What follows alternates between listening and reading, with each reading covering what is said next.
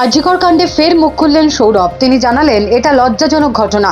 11ই August আরজিকরের নারকীয় ঘটনা নিয়ে সৌরভ একটি বিবৃতি দিয়েছিলেন। সৌরভ এদিন দাবি করলেন তার বক্তব্যের ভুল ব্যাখ্যা করা হচ্ছে। Very shameful actually what has happened. আশা করব সিবিআই যারা এটা ইনভেস্টিগেট করছে, once they find the culprit, strict punishment দেওয়া উচিত।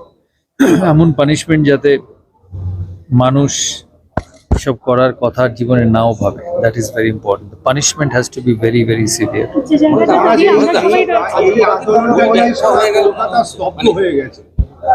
হ্যাঁ, সারা কলকাতা স্তব্ধ হয়ে গেছে আন্দোলনটা নিয়ে। রাত দখল করেছে মেয়েরা। হ্যাঁ, জিনিসটাই এমন হয়েছে যে খুব বেদনাদায়ক সবার কাছে। আর শুধু কলকাতা নয়, ভারতবর্ষে প্রোটেস্ট হয়েছে, বিশ্বে হয়েছে, আর ভবিষ্যতেও এরম হবে।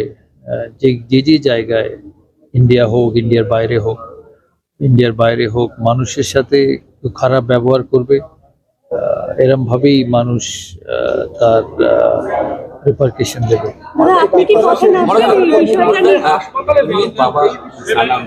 বাবা হিসেবে একজন জায়গা থেকে যদি যেটা বললাম, it's terrible, shameful.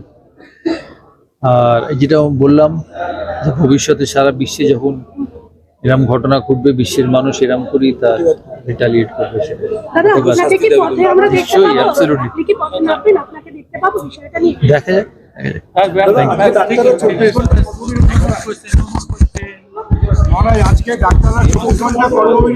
Reaction has been all around the world.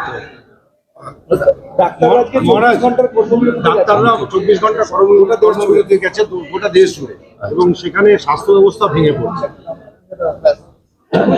এটাও দেখতে হবে, তাই না? কারণ অনেক মানুষের চিকিৎসাও তো লাগে।